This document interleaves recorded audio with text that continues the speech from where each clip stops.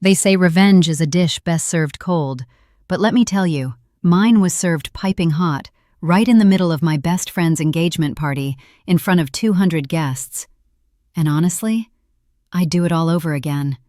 My name is Sarah, and this is the story of how I exposed the biggest liar I've ever known, someone I trusted with my deepest secrets, someone I called my sister, someone who smiled to my face while destroying my life behind my back. But before I tell you about that glorious moment when everything came crashing down around her, let me take you back to where it all began. Because this isn't just a story about revenge, it's a story about betrayal, manipulation, and the moment I finally found my voice. I met Jessica in college. We were roommates, randomly assigned, and somehow we just clicked. Or at least, I thought we did. She was charming, outgoing, the kind of person who could light up a room just by walking into it. I was quieter, more reserved. Looking back now, I realize I was the perfect target. Jessica had this way of making you feel special, like you were the only person in the world who truly understood her. She'd share her dreams, her fears, her insecurities, and I ate it all up. I thought we were building something real, a friendship that would last forever. We graduated together, moved to the same city, even worked in the same industry. Marketing. Jessica was a natural, always knowing exactly what to say, how to present herself. Me? I was good at the behind-the-scenes work, strategy, data analysis, the unglamorous stuff that actually made campaigns succeed. For 5 years we were inseparable, best friends, sisters from different misters, as she used to say with that perfect smile of hers. We celebrated promotions together, cried over breakups together, supported each other through family drama. I was there when her father died. She was there when I lost my job during the pandemic. Or so I thought. About 2 years ago, I started dating Marcus. He was different from anyone I'd ever been with, kind, thoughtful, genuinely interested in what I had to say. He was a graphic designer, creative but grounded, and he made me feel seen in a way I never had before. Jessica loved him, or at least, she said she did. She'd gush about how perfect we were together, how she'd never seen me so happy. She even joked about being my maid of honor someday.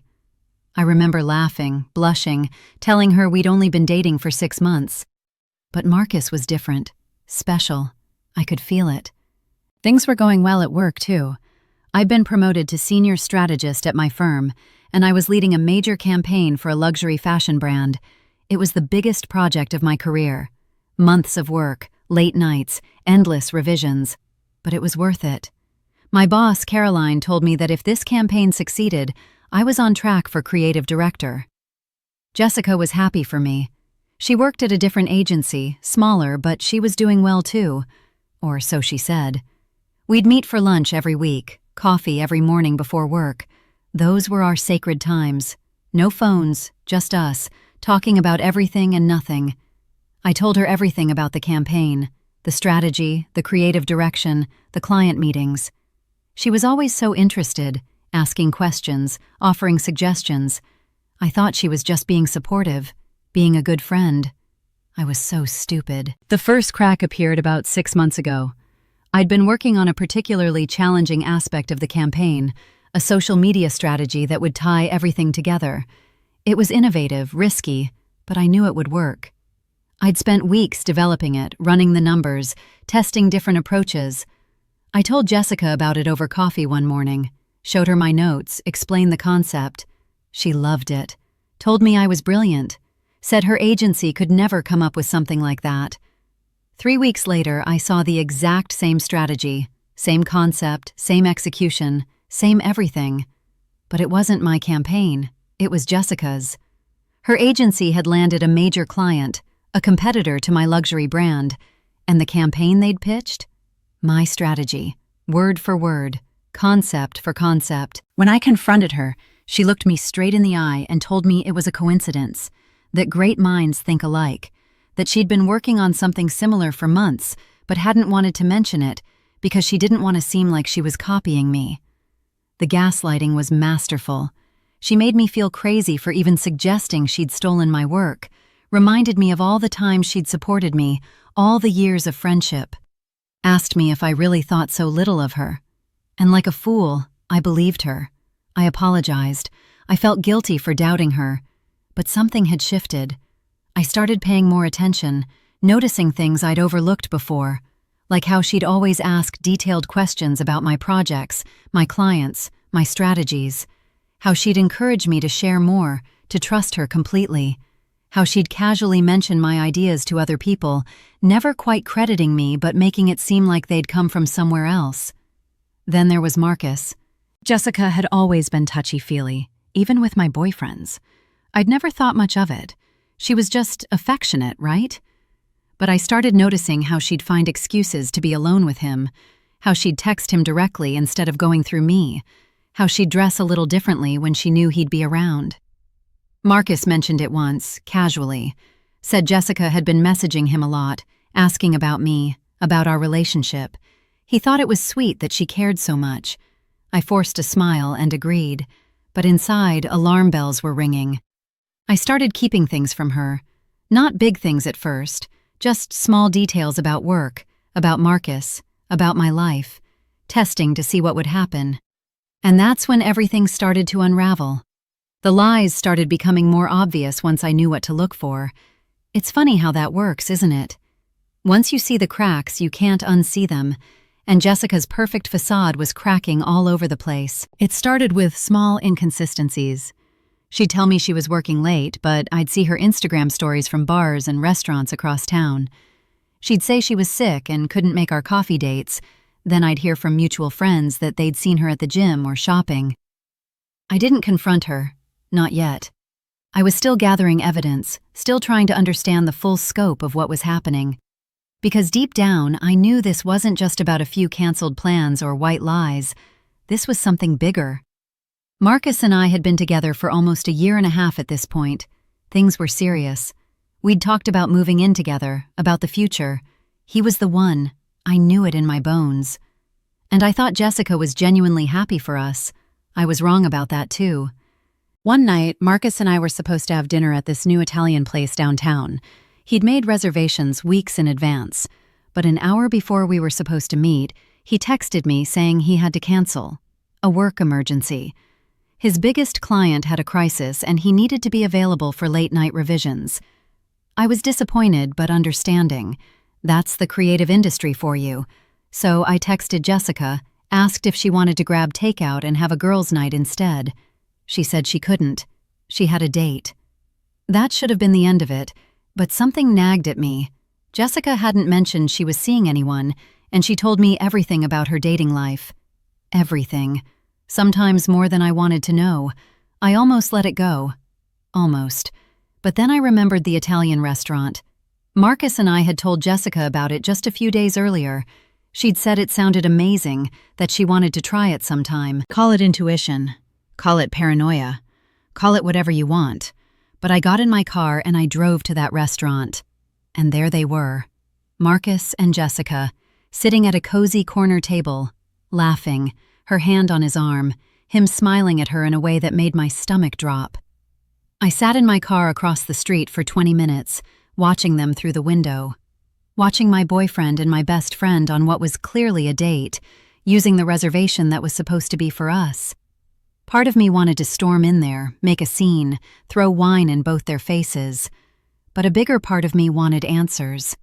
I wanted to know how deep this went, how long it had been going on, what else Jessica had taken from me. So I took photos, lots of them, and then I drove home, and I waited. Marcus came over the next morning with coffee and pastries like nothing had happened. He kissed me, asked about my night, told me all about his work emergency. The lies rolled off his tongue so smoothly. I wondered how many times he'd done this before. I didn't say anything. I smiled, kissed him back, told him it was fine, that I understood. Jessica called me that afternoon, gushing about her date, except in her version it was with some guy named Tom from her yoga class. She went into detail about what they ate, what they talked about, how he'd kissed her goodnight. Every word was a lie, and she delivered them without a single hesitation. That's when I realized something important. Jessica wasn't just a liar, she was a pathological liar. She lied when she didn't need to. She lied about things that didn't matter. She lied because that's who she was. And I had been enabling her for years. I started doing research, digging into things I'd previously accepted at face value. Remember that campaign she'd supposedly coincidentally come up with? I reached out to some contacts at her agency, bought a few drinks for a junior account manager who liked to gossip. Turns out, Jessica had pitched my exact strategy the day after I'd shown it to her. She'd presented it as her own original work, claimed she'd been developing it for months. She'd even gotten a promotion out of it. But it didn't stop there. I discovered she'd been doing this for years, taking ideas from our conversations, from other friends, from networking events, and passing them off as her own. She was like a creative vampire, sucking the life out of everyone around her and using it to build her own career. And the thing about Marcus? That wasn't new either. I talked to 3 of my exes, 3 guys I dated before Marcus, relationships that had mysteriously fizzled out. I'd always blamed myself, thought I wasn't interesting enough, wasn't pretty enough, wasn't enough. But Jessica had been there too, every time. Getting close to them, becoming their friend, their confidant. One of them, David, finally admitted the truth after I pressed him. Jessica had told him I'd been cheating, that she'd seen me with someone else, that she hated having to tell him but she couldn't watch him get hurt. It was a complete lie, but he'd believed her. Broken up with me without explanation. And Jessica had been there to comfort me, to tell me he wasn't good enough for me anyway, that I deserved better. The pattern was clear. Jessica didn't want me to be happy. She wanted me to need her. And whenever I found something good in my life, whether it was a relationship or a career opportunity, or even just confidence in myself, she systematically destroyed it. She'd been doing it for 5 years. 5 years of manipulation. 5 years of sabotage. 5 years of pretending to be my best friend while actively working to keep me down. The rage I felt was unlike anything I'd ever experienced. But I didn't let it show. I kept smiling, kept playing along, kept being the trusting, naive Sarah she expected me to be. Because I was planning something that would expose her for exactly who she was. And then, like a gift from the universe, Marcus proposed to Jessica. Actually, let me clarify. Marcus proposed to her while still dating me. I found out about the proposal in the most humiliating way possible, through Instagram. I was at work, in the middle of a client presentation, when my phone started buzzing incessantly. I ignored it at first, but during a break I checked.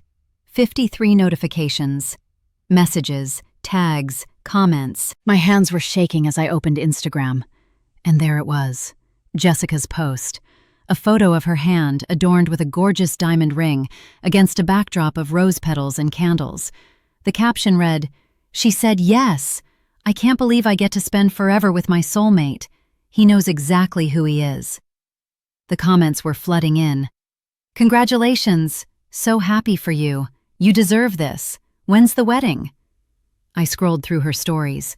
There were more photos, a champagne toast, her crying happy tears, and then a video.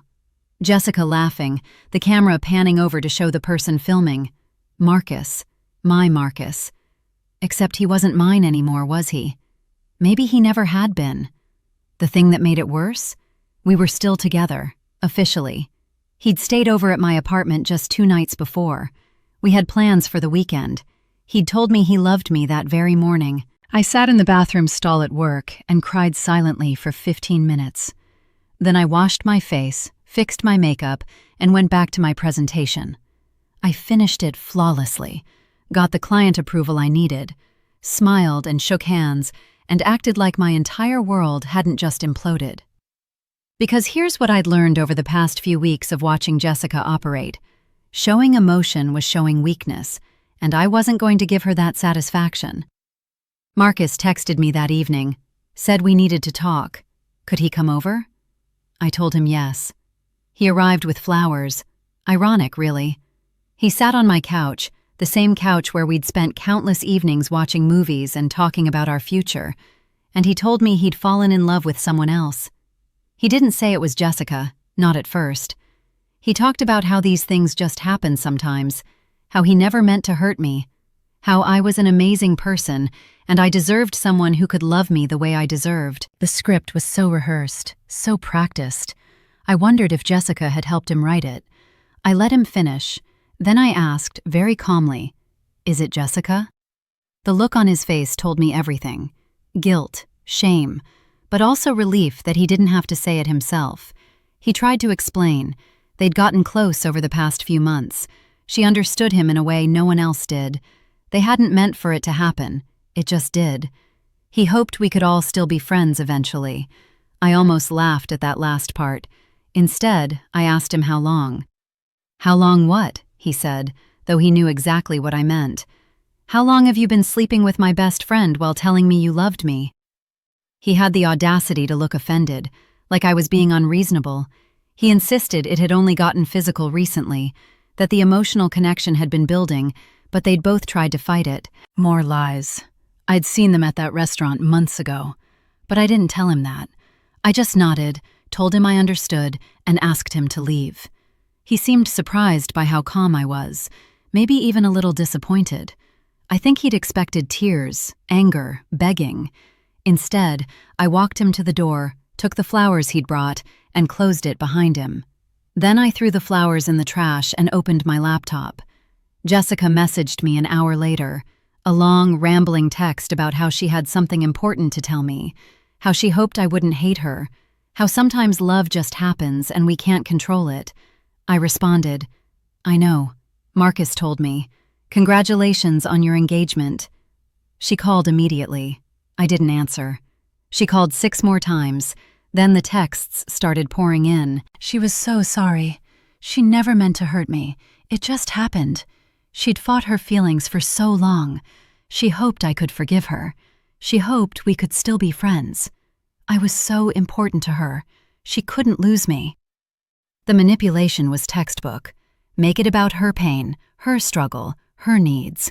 I was supposed to comfort her, tell her it was okay, that I understood. I'd done it before, countless times, for countless betrayals I hadn't even recognized as betrayals. Not this time. I left her on red and started making calls. First, I called my ex, David. We'd reconnected briefly during my investigation, and he'd been horrified to learn what Jessica had done. He agreed to help me. So did another ex, Josh, and my college roommate from before Jessica, Marie, who'd mysteriously drifted away during our sophomore year after Jessica arrived. Then I reached out to people from Jessica's agency, from her yoga class, from her apartment building. I collected stories, testimonies, evidence. Jessica had left a trail of destruction everywhere she went. Stolen ideas, ruined relationships, manipulated friendships, and everyone had stayed quiet because they thought they were alone, that it was just them, that maybe they'd misunderstood or overreacted. But we weren't alone. There were dozens of us, and together we had enough evidence to reveal exactly who Jessica really was. The engagement party was announced 3 weeks later. Jessica's parents were wealthy, and they were going all out. A beautiful venue downtown, 200 guests. It was supposed to be the event of the season. Jessica invited me personally, showed up at my apartment with coffee and croissants, like old times. She sat on my couch and begged me to be there, said it wouldn't be the same without me, that despite everything, I was still her best friend, her sister. I looked at her perfectly made-up face, her designer clothes, her practiced smile, and I said yes. Her relief was palpable. She hugged me, crying, thanking me for being so understanding, so mature, so forgiving. I hugged her back and smiled, because I had a plan, and it was going to be perfect. The next 3 weeks were the most difficult of my life. Not because I was heartbroken, though I was. Not because I'd lost my best friend and my boyfriend, though I had. But because I had to pretend everything was fine while orchestrating the most important event of my life. Jessica wanted me involved in the party planning. Of course she did. It was all part of her narrative. The understanding ex-girlfriend who was mature enough to celebrate her former best friend's happiness. It made her look magnanimous, forgiving, special. I played along perfectly. We met for coffee to discuss decorations. I suggested white roses, her favorite. We looked at menu options together. I recommended the salmon, which I knew Marcus loved. I even helped her choose her dress, a stunning emerald green number that made her eyes pop. Every interaction was torture, but I smiled through it all. Meanwhile, behind the scenes, I was building my case. I'd connected with 17 people who had stories about Jessica. 17 people she'd lied to, stolen from, or manipulated. We created a shared document compiling everything we had: screenshots of messages, email threads, testimonies, evidence of her plagiarism, her lies, her calculated cruelty. David had kept the messages where Jessica told him I was cheating. Marie had emails where Jessica had spread rumors about her to their mutual friends. A girl named Amanda from Jessica's agency had documented evidence of 3 separate instances where Jessica had stolen her campaign ideas. But my favorite piece of evidence came from Marcus himself. Well, indirectly. I'd kept my laptop at his apartment. When I went to collect my things after our breakup, I found it exactly where I'd left it. What Marcus didn't know was that we shared a cloud account for photos, an account he'd apparently forgotten about, and in that account, I found everything. Photos of him and Jessica together, dating back 8 months, not 3 weeks like he'd claimed, 8 months. Text message screenshots where they laughed about me, about how naive I was, how trusting, how easy it was to fool me. There was one conversation that particularly stood out. Jessica had sent Marcus a message that read, "She actually believed that work emergency excuse. I swear, sometimes I think Sarah wants to be deceived. It makes things so much easier." Marcus had responded with a laughing emoji and, "She's too good for her own good. But that's why this works. She trusts you completely." Jessica's reply, "She trusts everyone completely. It's pathetic, really, but useful." Reading those words, seeing how they'd mocked me, how they'd enjoyed deceiving me, it crystallized something inside me. This wasn't just about revenge anymore. This was about justice, about making sure they faced consequences for their actions. I made copies of everything, backed it up in multiple locations. Then I started planning the technical aspects of my revelation.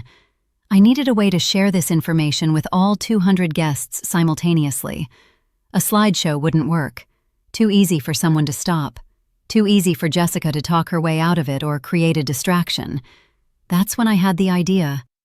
Jessica's engagement party had a hashtag. Of course it did. She'd created it herself.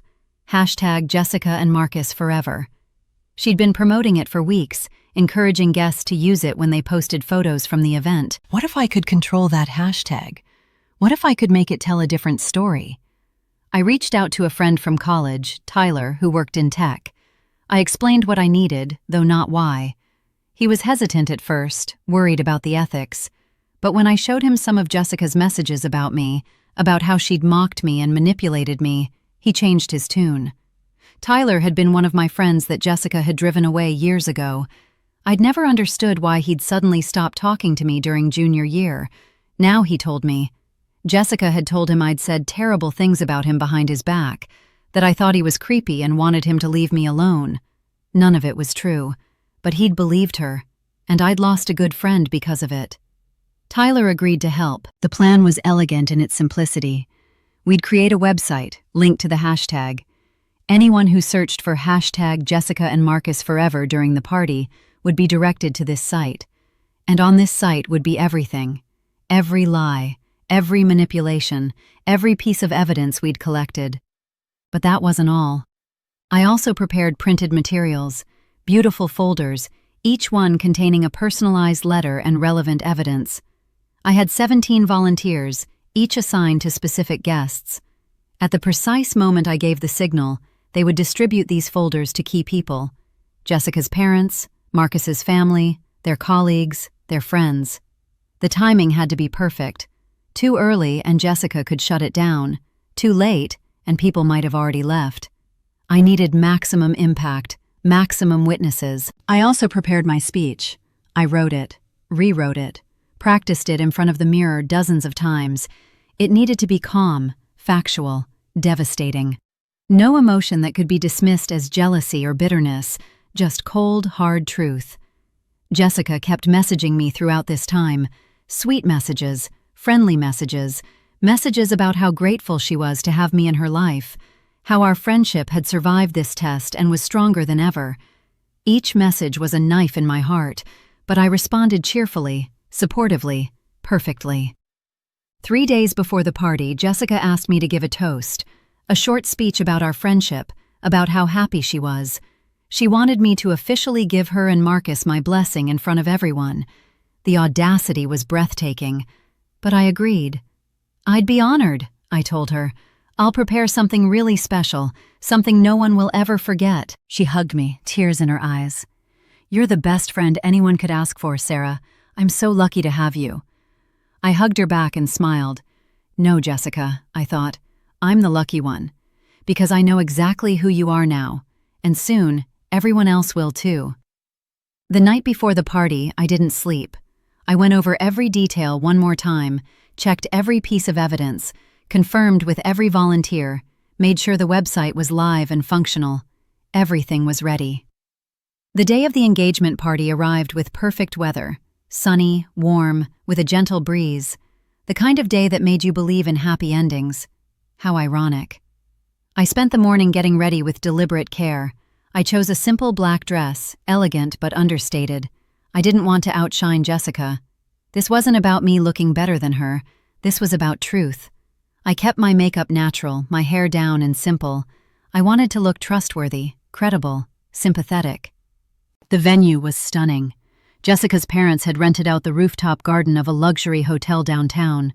White flowers everywhere, string lights that would twinkle as the sun set, a champagne fountain, a live jazz band. It was the kind of party people would talk about for years. They were right about that, though not for the reasons they expected. I arrived exactly on time, not early enough to seem eager, not late enough to seem dramatic, just right. Jessica spotted me immediately and rushed over, looking radiant in her emerald dress. "You came!" she squealed, hugging me tightly. "I was so worried you might change your mind." "I wouldn't miss this for the world," I said, and I meant every word. Marcus stood behind her, looking uncomfortable. We hadn't spoken since that night in my apartment. He gave me a weak smile and a nod. I nodded back, my face neutral. "Doesn't she look beautiful?" Jessica asked, grabbing Marcus's hand. "Stunning," I agreed. "You both look very happy." And they did. That was the worst part. Standing there in their bubble of lies, they genuinely looked like a couple in love. If you didn't know the truth, you'd think they were perfect together. The guests started arriving. Jessica's parents, looking proud and wealthy in their designer clothes. Marcus's family, more modest but clearly trying to fit in. Colleagues from both their agencies, friends from college, people I recognized, people I didn't. And scattered among them, my 17 volunteers. They blended in perfectly, just regular guests, holding champagne, making small talk, waiting for my signal. Tyler was there too, stationed near the DJ booth with his laptop. He gave me a subtle nod. Everything was ready on his end. The first hour was standard engagement party fare. Mingling, cocktails, appetizers. Jessica worked the room like the professional she was, introducing Marcus to people, posing for photos, making sure everyone was having a good time. She kept checking on me, making sure I was okay. Each time, I assured her I was fine. Great, actually. So happy for her. I watched her carefully during this time, watched how she interacted with different people, how she modified her personality depending on who she was talking to. With her parents, she was the dutiful daughter. With Marcus's family, she was the sweet, humble girl next door. With colleagues, she was ambitious and clever. With old friends, she was fun and carefree. She was everyone and no one. A chameleon, and she was brilliant at it. I also watched the guests, saw how they looked at Jessica with admiration, how they congratulated Marcus on finding such an amazing woman, how they took photos and posted them with that hashtag, Jessica and Marcus forever. What they didn't know yet was that every time someone searched that hashtag now, they were seeing something very different than the curated, perfect images Jessica had intended. Tyler had activated the website an hour before the party started. Already, early arrivals who'd searched the hashtag had found it. I could see them checking their phones, their expressions changing from curious to confused to shocked. But they stayed quiet. They were still processing, still trying to understand if what they were seeing was real. That would change soon. Jessica's father called for everyone's attention about 90 minutes into the party. It was time for the formal part of the evening. Speeches, toasts, the official celebration. Jessica and Marcus stood at the front of the crowd, holding hands, glowing under the string lights. The sun was beginning to set, casting everything in golden light. It was picturesque, perfect. Jessica's father spoke first, a touching speech about watching his little girl grow up, about how proud he was of the woman she'd become, about how Marcus was lucky to have her. If only he knew. Then Marcus's mother spoke, a sweet, emotional toast about gaining a daughter, about how Jessica had brought light back into Marcus's life. I felt a pang of something, not quite sadness, maybe pity, for these people who had no idea they were celebrating a relationship built on lies and betrayal. Then Jessica took the microphone.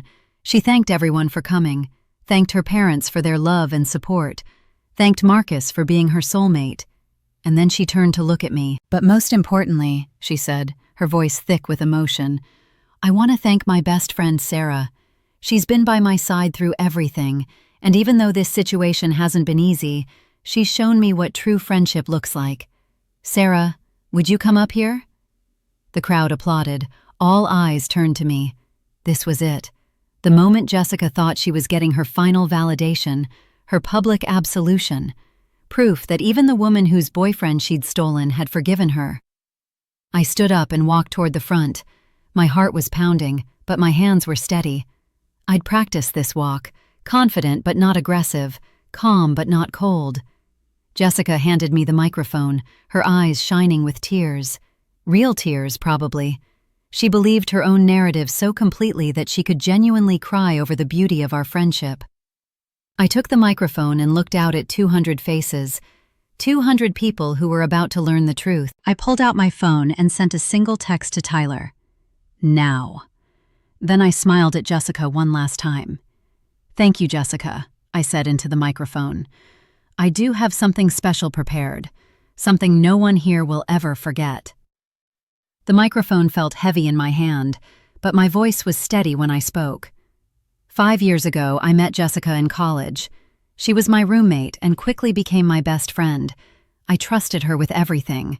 My dreams, my fears, my secrets, my life. I thought we were building something real, something that would last forever. Jessica was smiling, nodding along. The crowd was attentive, probably expecting a heartwarming story about friendship overcoming adversity. And for 5 years, I believed that. I believed in our friendship. I believed in her. Even when things didn't quite add up, even when I had doubts, I pushed them aside. Because that's what you do when you love someone, right? You give them the benefit of the doubt. I paused, letting the words settle. Jessica's smile faltered slightly. She could sense something was off, but she couldn't quite place what. But 3 months ago, something happened that made me start paying attention, really paying attention. And what I discovered was that the person I thought was my best friend had been systematically lying to me, stealing from me, and sabotaging my life for years. The crowd went silent. Jessica's face drained of color. Jessica, you stole my campaign strategy and presented it as your own to advance your career. You told my ex-boyfriend David that I was cheating on him, which was a complete lie, because you wanted us to break up. You've stolen ideas from at least 6 other people that I know of, and you've been sleeping with Marcus for 8 months, not 3 weeks like you both claimed, while he was still my boyfriend, and while you pretended to be my best friend. Gasps rippled through the crowd. Jessica lunged for the microphone, but I stepped back. Sarah, what are you doing? She hissed. This is insane. You're lying. Am I? I said calmly. I looked out at the crowd. By now, many of you have probably searched the hashtag for this party, #Jessica and Marcus Forever. If you haven't, I encourage you to do so now. You'll find a website with documented evidence of everything I'm saying.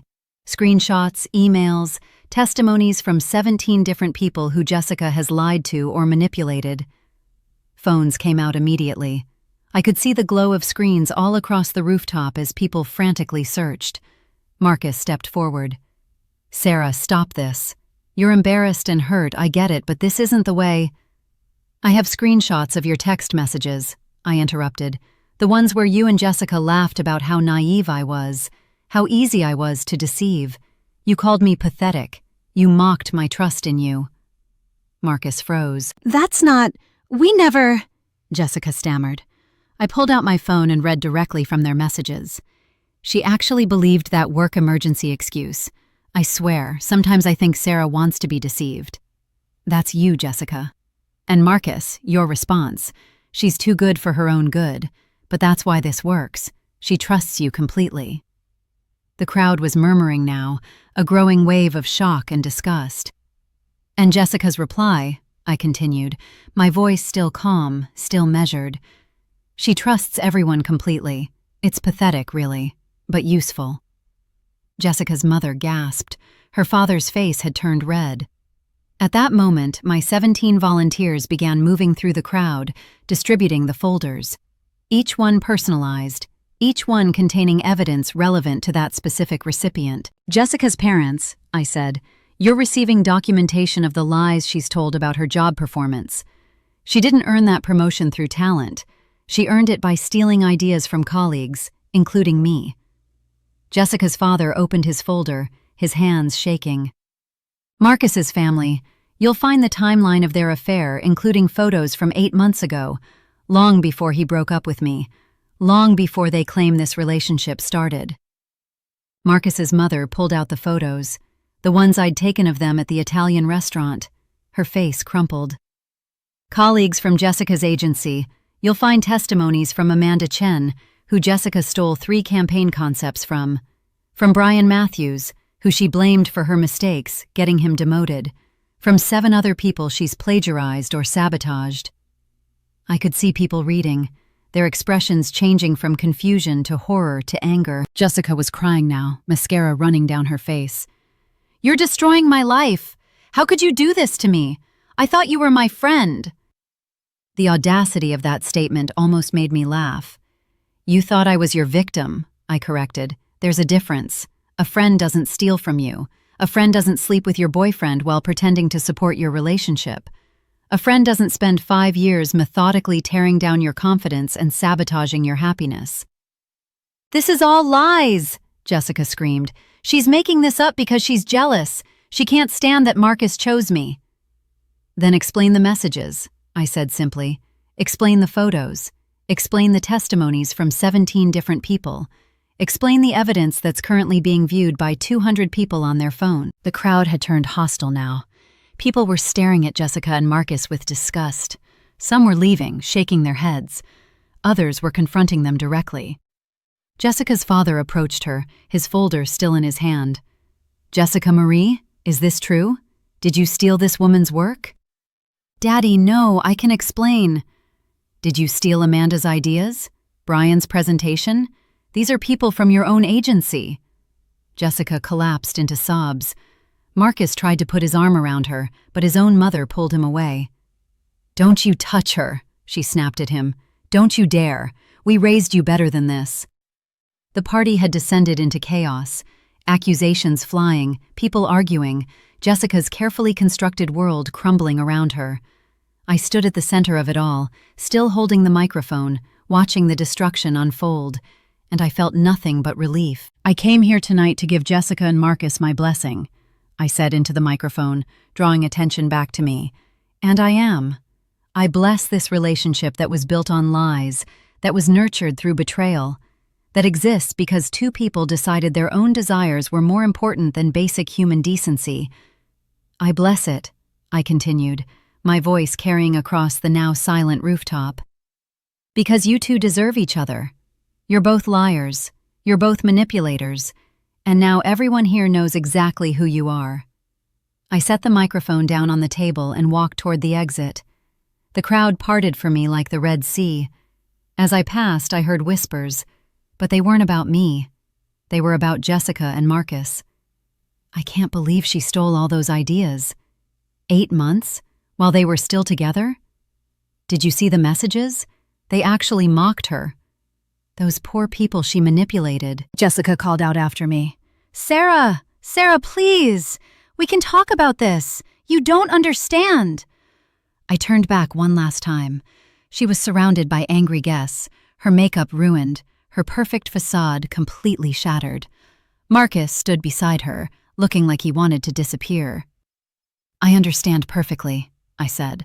For the first time in 5 years, I understand everything. And then I left.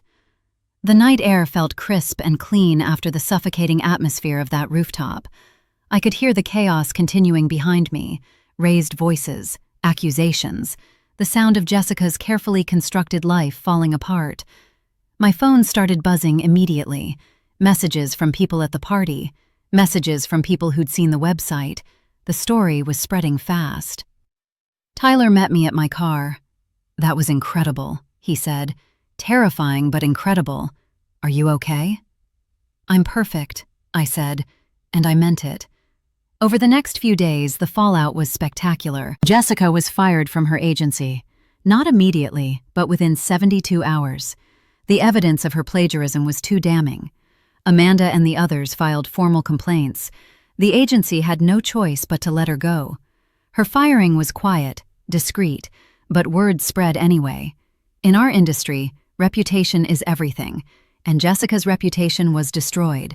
Marcus didn't get fired, but several of his clients dropped him. Apparently, people don't like working with someone who'd cheat on their girlfriend with her best friend. Character matters, even in creative work. Their engagement ended 3 days after the party. Marcus broke it off. I heard through mutual friends that he blamed Jessica for everything, claimed she'd manipulated him, seduced him, that he was just as much a victim as I was. Classic Marcus, taking no responsibility. Jessica tried to reach out to me dozens of times. Calls, texts, emails, even showing up at my apartment. I blocked her everywhere and didn't answer the door. What could she possibly say that would matter? Sorry? That she didn't mean it? That she'd changed? None of it would be true. And I was done listening to her lies. Her parents cut her off financially. I didn't intend for that to happen, but apparently seeing the documented evidence of their daughter's behavior was too much. They told her she needed to figure out her life on her own. Some people called me cruel, vindictive. They said what I did was too harsh, that I'd humiliated Jessica publicly when I could have handled it privately. But here's the thing. I'd tried handling things privately for years. Every time Jessica hurt me, I'd talk to her about it quietly. And every time, she'd manipulated her way out of it. She'd gaslight me, make me doubt myself, convince me I was overreacting. The public exposure wasn't about cruelty. It was about accountability. It was about making sure Jessica couldn't lie her way out of it, couldn't manipulate the narrative, couldn't play the victim while actually being the perpetrator. And it was about warning others. Every person at that party, every person who saw that website, now knew who Jessica really was. They could protect themselves. They could protect their ideas, their relationships, their lives. I saved people from becoming her next victims, and I'm not sorry for that. My career actually improved after everything came out. Caroline, my boss, had suspected Jessica stole my campaign idea but hadn't had proof. When she saw the evidence, she was furious on my behalf. She gave me the creative director position. Not out of pity, but because she said I'd earned it, that my work had always been exceptional, and now she understood why some of my best ideas had seemed to disappear into the ether. They'd been stolen. By my best friend. I also reconnected with people Jessica had driven out of my life. David and I became friends again. Marie and I started having coffee regularly. Tyler and I collaborated on a project that won an industry award. All these people I thought had abandoned me. But they hadn't. They'd been lied to, manipulated, just like me. We formed our own support network, a group of Jessica's former victims, helping each other heal, rebuilding the confidence she'd systematically destroyed. It was therapeutic, empowering. We shared our stories, validated each other's experiences, and slowly started to trust again. About 6 weeks after the party, I ran into Jessica at a coffee shop. She looked terrible. Thinner, exhausted, her usual polish completely gone. She saw me and froze. For a moment, I thought she might run, but instead she approached. "Sarah," she said quietly, "please, can we talk? Just 5 minutes?" I could have said no, could have walked away, but I was curious. What could she possibly say now? We sat down at a corner table. Jessica's hands were shaking as she held her coffee cup. "I'm sorry," she started. "I know that's not enough. I know I destroyed everything. But I need you to know that I am genuinely sorry." I waited. There had to be more. "I've been in therapy," she continued, "trying to understand why I did what I did. And my therapist thinks I have some kind of personality disorder, that I'm compulsive about lying and manipulating, that I don't know how to have real relationships." She looked at me with desperate eyes. "I'm sick, Sarah. I need help. And I know that doesn't excuse what I did, but maybe it explains it?" I took a sip of my coffee and studied her carefully. I looked at Jessica sitting across from me, waiting for my response, waiting for me to tell her it was okay, that I understood, that we could fix this. Even now, even after everything, she was still trying to manipulate me. "A personality disorder," I said slowly. "That's convenient." She blinked. "What? No, I'm serious. I've been diagnosed—" "By a therapist you've been seeing for 6 weeks, I interrupted. 6 weeks, Jessica. Do you know how long it actually takes to diagnose a personality disorder? Months, sometimes years, of consistent evaluation and testing." Her face flushed. "Well, she said she suspects." "So you're not actually diagnosed. You're using a suspicion of mental illness as an excuse for your behavior." "That's not fair," she protested. "I'm trying to take responsibility here." "No," I said firmly. "You're trying to avoid responsibility. There's a difference. Taking responsibility would be saying, I chose to lie, I chose to steal, I chose to betray you, I chose to sleep with your boyfriend. Those were my decisions, and they were wrong. Instead, you're saying you're sick, that you can't help it, that you're a victim of your own brain chemistry." Jessica's eyes filled with tears. "I am sick, Sarah. I need help." "Maybe you do," I acknowledged. "But being sick doesn't erase what you did, and it doesn't obligate me to forgive you or help you or be part of your healing journey." "But we were best friends." "We were never friends," I said, and the words felt liberating. "Friends don't treat each other the way you treated me. What we had was a parasitic relationship where you fed off my trust and my ideas and my life to make yourself feel powerful and successful." "That's not true," she whispered. "Isn't it? Name one thing you did for me in 5 years that didn't ultimately benefit you more than it benefited me." She opened her mouth, closed it, tried again, but no words came out, because there was nothing. Every kind gesture, every supportive word, every moment of our friendship had been transactional for her, a way to maintain access to me, to keep me trusting, to keep me exploitable. "I've lost everything," Jessica said finally, her voice breaking. "My job, my fiancé, my parents won't talk to me. I'm about to lose my apartment. I have nothing left, Sarah, nothing." "And whose fault is that?" She flinched like I'd slapped her. "I didn't make you steal from your colleagues," I continued. "I didn't make you lie to my boyfriends. I didn't make you sleep with Marcus while pretending to be my friend. You made those choices, and now you're facing the consequences." "You didn't have to destroy me publicly," she said, and there it was, a flash of anger, the real Jessica breaking through the victim facade. "You could have talked to me privately. We could have worked it out." "Like we worked out the campaign you stole? Or the boyfriend you took? Or the 5 years of lies? How exactly were we supposed to work that out, Jessica?" "I don't know, but humiliating me in front of 200 people? Ruining my career? My life? That's psychotic." And there it was, the manipulation I'd been waiting for, the turn where suddenly I was the villain, where my justified response to her years of abuse became the real problem. "No," I said calmly. "What's psychotic is spending 5 years systematically destroying your best friend's confidence and opportunities while pretending to love her. What's psychotic is sleeping with her boyfriend and then asking her to celebrate your engagement. What's psychotic is expecting forgiveness after being exposed for exactly who you are. Jessica's tears dried up. Her face hardened. You're really not going to help me? Help you do what? Find a new job where you can steal someone else's ideas? Find a new best friend to manipulate and betray? No, Jessica, I'm not going to help you. She stood up abruptly, knocking her chair back. You know what? You're not the person I thought you were. I thought you were kind, forgiving, a good person.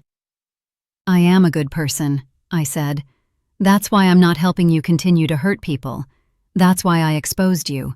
Good people protect others from predators. I'm not a predator, she shouted. Several people in the coffee shop turned to look. You are, I said quietly. You found vulnerable people, gained their trust, and exploited them. That's textbook predatory behavior, and the fact that you can't see it, even now, proves you haven't changed at all. Jessica grabbed her bag.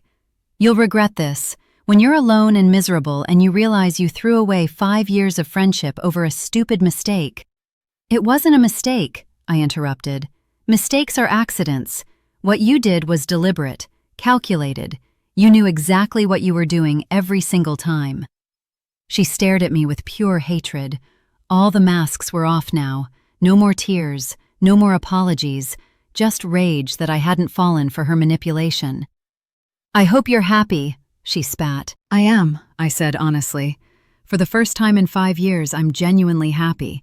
I have real friends now, people who don't lie to me or steal from me or sabotage my relationships. I have a career that's thriving because no one's stealing my ideas anymore. I have peace of mind knowing that the person who was making my life miserable is out of it. Jessica turned and walked toward the door, but she stopped and looked back one last time. You used to be someone who believed in second chances, she said. I used to be someone who believed in you, I replied. Look where that got me. She left without another word. I sat there for a while, finishing my coffee, watching the world go by through the window, and I felt lighter than I had in years. People ask me sometimes if I regret what I did at that engagement party, if I think I went too far, if I wish I'd handled it differently. The answer is no. Jessica had stolen 5 years of my life. She'd undermined my confidence, sabotaged my relationships, and exploited my trust. And she'd done it all with a smile on her face, calling me her best friend. Exposing her wasn't revenge. It was justice. It was protection. It was standing up for myself and for all the other people she'd hurt. And it was the best decision I ever made. 6 months later, I'm in a new relationship with someone kind and honest, someone who actually values me. My career is better than ever. I've rebuilt friendships that Jessica destroyed. I've learned to trust my instincts again. Most importantly, I've learned that forgiveness isn't mandatory, that cutting toxic people out of your life isn't cruel, it's self-care. That sometimes the most loving thing you can do for yourself is to say no to people who hurt you. Jessica taught me what friendship isn't, and in doing so, she taught me what real friendship is. I haven't heard from her since that day in the coffee shop. I don't know where she is or what she's doing, and honestly, I don't care. She's not my problem anymore. She's not my friend. She's not part of my life. She's just a lesson I learned, a mistake I won't repeat. And as I sit here today, happy and healthy and surrounded by people who genuinely care about me, I can honestly say, exposing Jessica at her engagement party wasn't revenge, it was freedom.